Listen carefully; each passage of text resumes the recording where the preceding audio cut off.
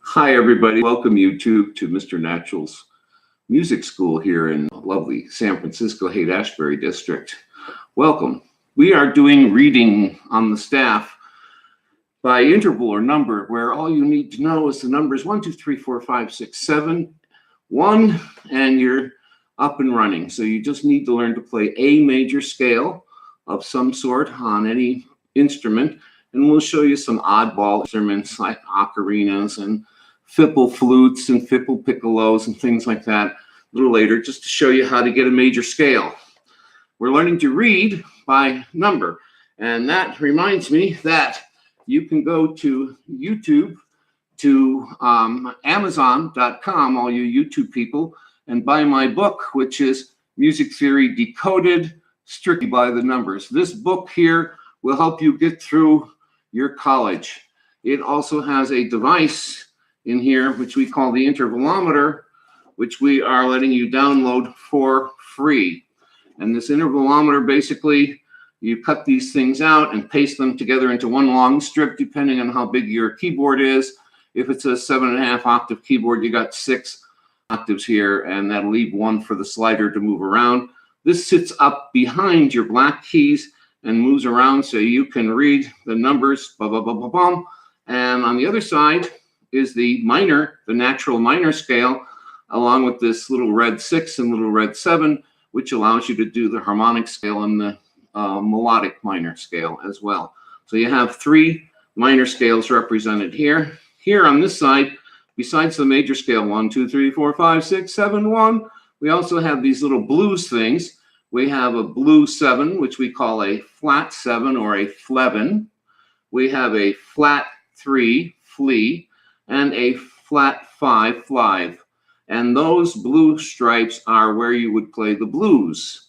For instance, you would play 1, flat 3, 4, flat 5, 5, flevin, 1. And that would be your blues scale. So you have here the major scale and the blues scale represented. So please go buy the book. This book will get you through years of music theory. It has everything enumerated. It's in color. It's nicely written. I've had nothing but compliments, and you can find that on Amazon.com and on Lulu.com. Now, get back to the class. Last week, we left off reading intervals, which I call free-floating intervals on the staff, and we went over that quite a bit. And then we have these things, these flashcards. If you go down into the playlist, you'll see a thing that says visual training, 39 videos. Those videos are 2 to 3 minutes each. And what happens is if you sit and go through those in order and then take note of where you left off, it will train your eye to be able to see these intervals. One of the problems with seeing intervals and free floating like this is if it goes from a space to a space, or if it goes from a line to a line, it's some kind of an odd number. So it looks even, but it's odd. And over here on your even numbers, if it goes from a space to a line or from a line to a space, it is an even number. So it looks odd, but it's an even number. And so you need to do the flashcards to break down the bias that your eye has for saying, oh, that looks even, that looks odd. So if it looks even, it's an odd number. If it looks odd, it's an even number. We use these free-floating things to get used to the size of the interval. In odd intervals, we have thirds, which would be from a line to a line or space to a space right over each other. Let's see if I can find one here. Fifths. There you go. There's a third. And here we're doing ledger lines. So you see from a line to a line, when they're just like that, that is a third. So that's small. Then you go to the next size, which is here, space to space with a space and line in between. Medium, which is a 5. And then when you have a very large, you have 2 spaces or 2 lines in between, it's a 7. So you just have a 3, a 5, and a 7.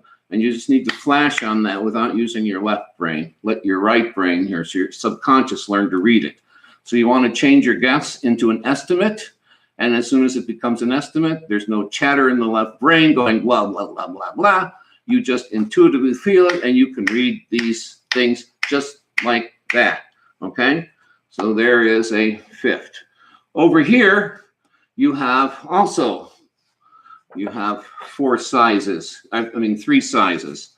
So there is, from a space to a line, is a second. That's a 2. If we go a little bigger than that, so we have a line or a space in between, but it's going from a line to a space or a space to a line, it is a 4. And then the biggest interval is a 6. And here we go from a space to a line, or we could go from a line to a space, and that is a sixth. So you have small, medium, and large, 3, 5, 7. And you have small, medium, and large, 2, 4, 6. If you get those down, and your eye gets trained to see those, you're a big way into this, right? And as we said, learning to do this process, everything has basically 3 levels. So the first level is learning to see these things floating around independently like this and being able to tell what the interval is without thinking as quickly as possible by just intuiting the size. Now, what we're doing here is, I call these free floating because they can be anywhere. They're not in a key. In the case, the bottom note, which is your reference, is always the number 1. So if that's 1, 2, 3, this is a third. So these are all line to line, space to space. These are odd numbers. So let's go through them quickly as a sort of a warm-up. Here is from a line to a line with nothing in between. That's a third. Here it's got 1 space, 1 line, 2 lines in between. It's going from a space to a space. That's a 5. Here we're going from a line to a line. So it's an odd number, and it has 2 spaces and 2 lines in between. So that is a 7. 3, 5, 7. So let's continue. Over here, what do we have? It's big. It's a 7th. It's very tiny. It's a third. It's medium size. It's a 5. Here we have another third. Here we have another 5th. And there we have a 7th. So all the odd numbers will look even from line to line or space to space. And you will notice that by the mere size, 3, 5, 7, you can go like that. The next thing is the free floating ones. Again, always assume the bottom note is the number 1. And here it's going from a space, line to a space. Here it's going from a space to a line. So those are seconds. The next size, where you have 1 line, 1 space in between, and here it's going from a space to a line, it's an even number, and this is a 4. And here it's going from a space to a line, and it's got 2 lines, 2 spaces in between, so that is a 6. So here's another 6, here's another 2, here's another 6, here's a 4, here is a 4th, and here is a 6th. So if you can see that, you're a long ways, or you're a long way into it. Now the next thing is to, instead of having these free float around, to have a line or a space as a reference point, and assume, instead of assume that all these notes at the bottom are aligned on 1 line, or they're all aligned on 1 space. When you do that, you are in a key. Now, we're not going to use any clefs. There'll be no bass clefs, treble clefs, or anything like that for a while. We'll do it later so we can play the name game. For now, we don't need to. We just need to be able to play the major scale. And let's see what happens when we put these in reference to something. So here we have, I drew in the interval at the bottom, and you can see it's all along this line. Now, if this were the treble clef, that would be the key of G. If this were the bass clef, that would be the key of B. If this was the tenor clef or the viola clef, then this line here would be C. So that would be A. So it doesn't matter what it's called. The point is that that line now becomes the number 1, and we can reference all the intervals above it just as quickly as we did in a flashcard thing. But we'll be reading in a key. So let's look at the odd ones first, things that go from line to line. Since 1 is on a line, all of the lines here are going to be odd numbers. And that makes it even more convenient, because now we have less to think about, right? We'll just say all the lines above this one are odd intervals. So here we have a fifth. There is a 7, 3, 7, 3, 5, 3, and a 7th. Easy peasy so far, right? Down here, what we're doing is we're now referencing the bottom line, which would be E or F, and depending on which clef we have. We have alto clefs, bass clefs, tenor clefs, baritone clefs, soprano clefs, tenor clefs, blah, blah, blah. And those all put the letter C on some line or some space. Now, it can't be put on a space because clefs are just too big. They can only fit on lines. So we use the key signature with sharps and flats to be able to push it to a space. It's easy to start by reading keys that are on a line. So this could be the key. Let's say this was a treble clef. This could be the key of E. This could be the key of E flat. This could be the key of E sharp. It could be E double flat. It could be E triple double sharp. Doesn't matter because it's still going to be 1 or do. So these are even because they're going from the line to the space. So now the spaces are automatically the even numbers.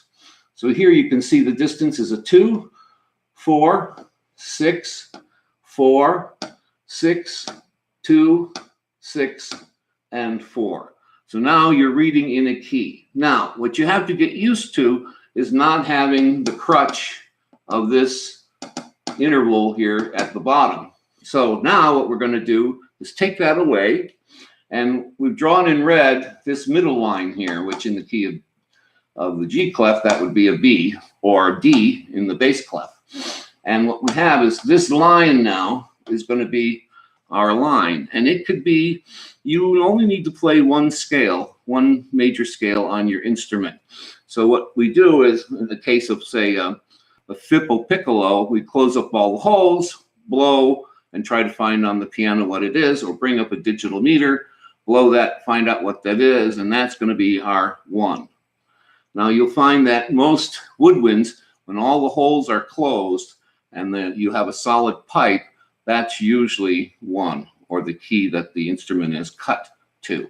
So on the standard flute, it's cut to C. If I push down all the holes, including with my pinky, and blow, I'm going to get the C note. So if I play the major scale off of that, I'm going to be playing in the key of C. Doesn't matter what I'm playing in, I'm still going to read by number anyway. And no matter where it goes, the reference goes, I too go with it. And what happens is I can play in the key on my instrument. And I can tell people I'm playing the key of C all the time. All right.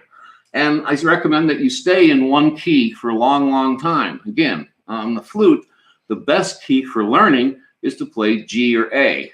And if you play G, that puts 1 right in the middle of the flute with just your left hand, and you'll have 4 numbers below that. You'll have 7, 6, 5, and 4 to be able to play underneath that. If you go from G up to the G octave, right, you're doing your 1, 2, 3, 4, 5, 6, 7, 1, back to high G, and then you'll have at least 4 or 5 notes above that. You can go to 2, 3, open 4, and then these 2 guys by itself gives you the high D, which in this case would be the 5.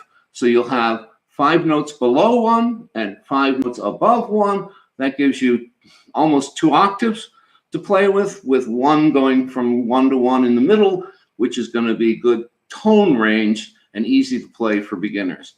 So you'll be playing in the key of G. Right here, we have this line as our reference. And now, instead of little dots like this underneath, we just think of that line imaginarily in our head and try to hold that as the number 1. And we see that from this line to that line is this interval, so that must be a third.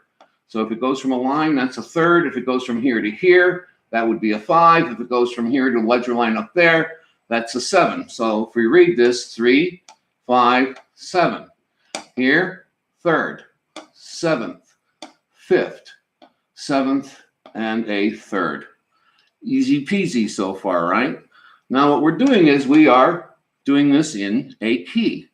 Let's go over here and now move it down to this line here. and put all the notes on spaces, so we know now that they're all going to be even notes over here.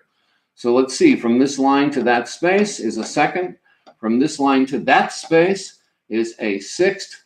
From this line to that space is a 4, a 6, a second, a sixth, a second, a fourth, a second, a sixth, and a fourth. All right? So again, we just have this reference line in our head.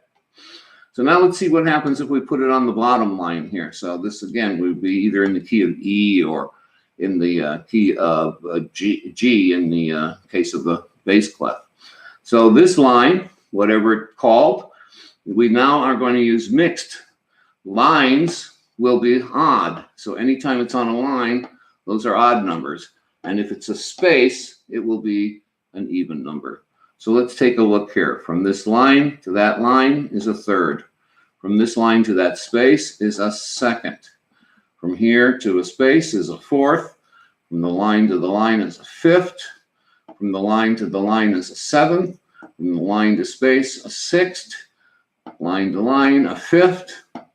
A seventh. A fourth. Okay? Now let's see what happens if we put it one ledger line underneath where the C would normally go, or the A in the bass clef. So now from a line to a line. Now whenever you have ledger lines, it's tricky. And this would be normally the key of C, which everyone plays, and most music books or in beginning books all start out in the key of C.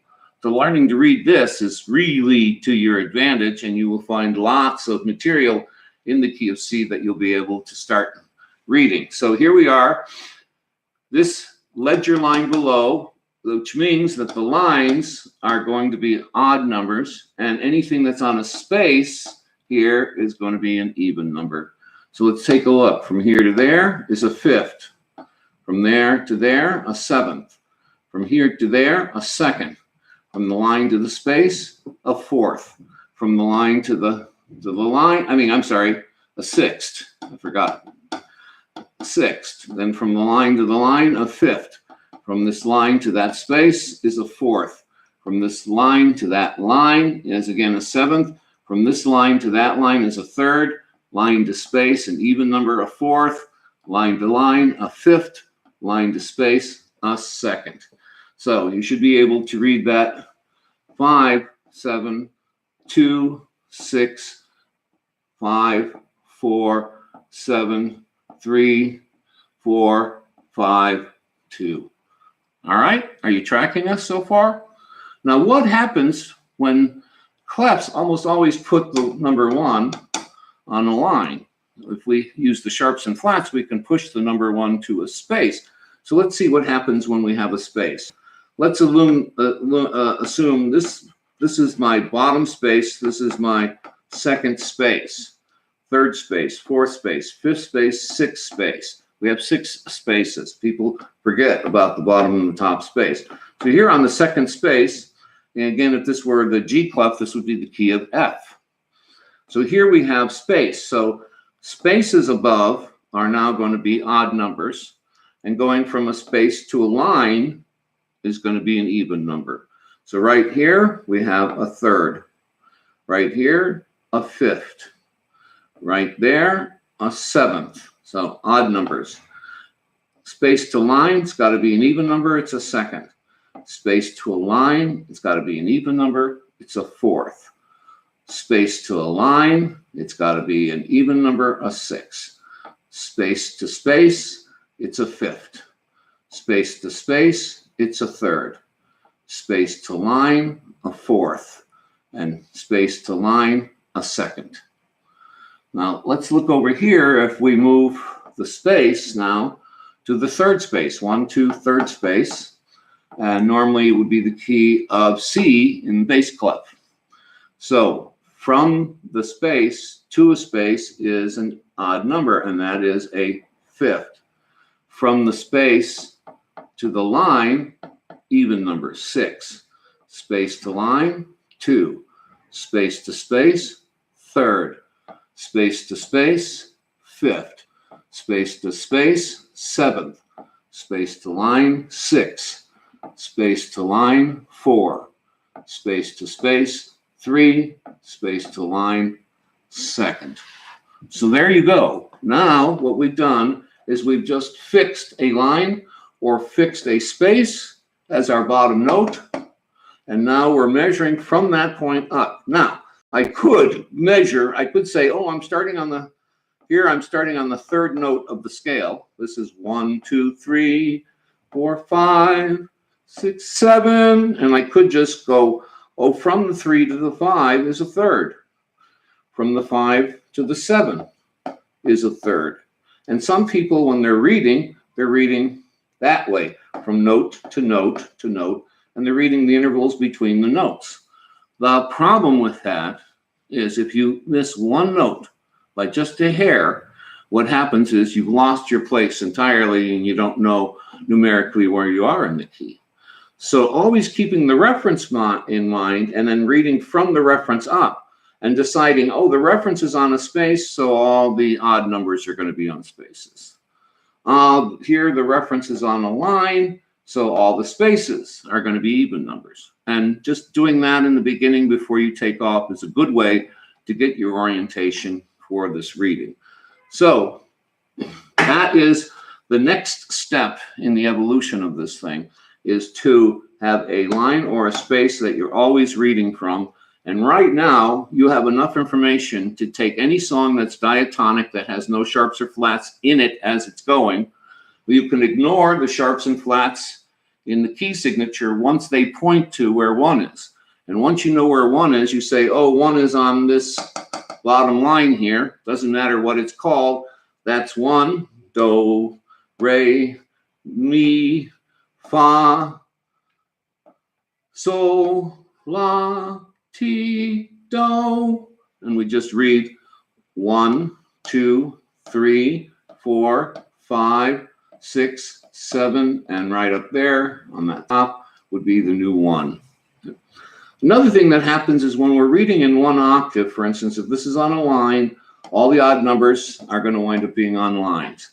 But then up here, the 8 or the octave, the 1, moves to a space. And what will happen now is all the spaces above that are going to be odd numbers. So as we move through the octaves, we go from an octave on a line, the next octave's on a space, so all the odd numbers are on spaces. Go all the way up, the next one winds up back on a line, so now all the odd numbers are lines. We go up, goes to a space, all the odd numbers are spaces. We go up another octave, and all of them are lines. And you get used to that pretty quickly. So all you need to do really is keep in your head 1, 3, 5, 7, and 2, 4, and 6 are sort of what happens when it's not 3, 5, or 7. And you should be able to start reading in a key. What we're going to do is, the next step is start putting some notes on here, telling you where 1 is, and not having these convenient little lines pointing, and start reading basically songs that are diatonic, that have no sharps or flats. Now what happens is, let's say we're here, and we know that that's a fourth. If there's a sharp in front of that, that's going to be a 4 sharp. We know that from this line to that line is a fifth. So if I put a flat in front of it, that's a flat 5. Here we have from this line to that line a 7. I put a flat in front of it, that would be a flat 7. And you modify the interval number 1, 2, 3, 4, 5, 6, 7 to a flat 7 or a sharp 5 or whatever in the music as it goes. And when we cross the measure boundary, anything that we've set up, any sharp or flat that we've set up in that measure is then completely forgotten about and is neutralized when we go to the next measure. What's happening is more and more publishers don't trust that people remember that.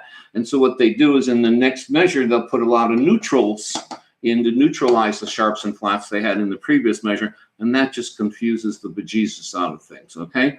What you have to remember is when you're looking at a neutral, you have to ask yourself, is it canceling a sharp or flat further back in the music? And if so, it's to be ignored. And then whatever's on that line or space would be the normal number, okay? If, however, they don't do that, say we have sharps and flats that are in the key signature, then when neutrals come up, the neutral will always be the opposite of the key signature. So if I have 7 sharps up here, and then we find out where 1 is and ignore it, and there's somewhere in the music, we see something like a sharp 3, all right? That means that that 3 is being raised up, and then when we move to the next measure, it automatically resets to the normal 3. If it has a neutral on it, it's getting rid of one of the global sharps or flats. So in that case, if we have 7 sharps up here, every neutral we run into that is not a reminder of what came before it will actually act like a flat. And if we have flats in the key signature, then every neutral that comes up that is not trying to remind us of something that came before, which should not be in there. I call those nags, by the way. It's like your grandma coming and nagging, oh, eat more food, get up, oh, get ready for school, blah, blah, blah, nag, nag, nag, nag, nag. If it is not a nag, then if we have flat keys, it's going to act like a sharp. And if we have sharp keys, the neutral will act like a flat. It is androgynous and always acts the opposite of whatever other kind of accidentals we have in the key signature. Well, that's our lesson for this week. What happens is next week, we're going to start bringing out some stuff with some melodies, and we'll be putting it probably on one of these lines. I like to usually start with this line here and start putting music. Now, one way we can tell where 1 is look at the last note of the music. Usually the last note of the music is going to end somewhere in the 1 chord, and it almost always ends on a 1. Going to a 3 or a 5 does not completely end the piece. It leaves some feelings hanging. It's not what we call full cadence or a full stop. So if it comes to a full cadence or a full stop, right, it's going to be the number 1. And whatever line or space that note happens to be on, that would be the line or space that is the number 1 that we're referencing everything else from, okay? So we can right away with just this that we've learned, we can start enumerating. I like to write the number in front of. So for instance, let's get green here. From here to here is a 3, so I like to put a little 3 in front of that. From here to here is a 2, I put a 2 in front of that, so my eye can see what the interval is before it hits there. Here to here is a 4th. Here to here, right, is a 5th. Here to here is a 7th. There to there is a 6. And so I can 5, 7, right, 4, etc. And I can then read 3, 2, 4, 5, 7, 6, 5, 7, 4. And we can start reading that right away, all right? So simple nursery rhymes and things like that are very available. Simple diatonic tunes like Cherry Pink and Apple Blossom White, that jazz standard, almost all the notes in there are diatonic. It starts on a low 5, goes to 1, 3, 5. So it just starts out with a major chord starting on the low 5, 5, 1, 3, 5, 4, 3, 4, and etc. So you can play that song in any key, any diatonic scale you have quite easily, all right? If there are sharps or flats that come up during the flow of the music, you treat those the sharps as up a half step, you treat the flats down a half step. The interval name will still be the same because what it looks like is what it's called. If it has a sharp in front of it, say it's a 5 and has a sharp, we call it sharp 5. If it's on the line where a 7, it's still going to be some kind of 7th, but if there's a flat in front of it, we call that flat 7 or fleven. If there's 2 flats in front of it, that's a double fleven, right? So we call it fleven or double fleven, right? So that would be double flat. And that comes up with diminished chords. So the next level of this is finding out that in the natural major scale, there are 2 places where there are only half steps instead of whole steps. And they would be between the numbers 3 and 4 and between the numbers 3